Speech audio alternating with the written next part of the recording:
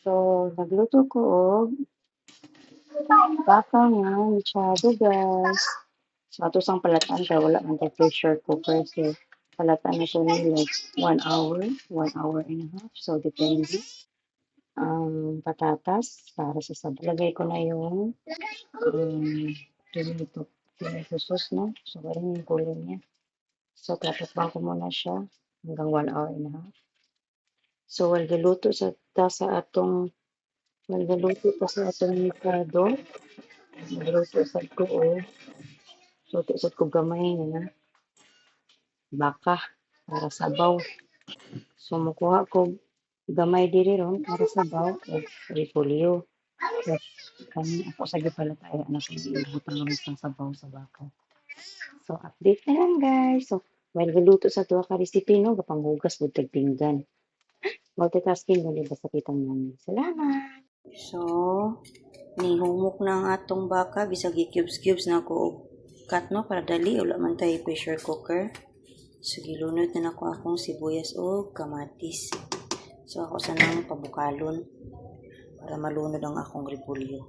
So ato sang apihan ang atong mechado. Nahumok na pud ba ni? Atong lisod kayo guys ug wala tay pressure cooker no kay aside sa kalas ang gasol pagkadugaya ka isa ka oras gud siya kapin. So medyo gamay na lang kulang ani mga 30 minutes pa ni ay maluto no. So naantaw-taod. So lunod na nato atong repolyo guys no. Lami kay sabaw nya kaulan-ulan. So ako ang version no wala ni patatas. Tama, instead akong gibutang is kamatis and sibuyas. So ato ra na pabukalon. Then okay na. Luto lang atong baka nga may repolyo with kamatis guys. Lami kayo higop ang sabaw. So cubes-cubes na ko no para dali malata ba. Kalami. So luto na ang atong mechado na Jenny version.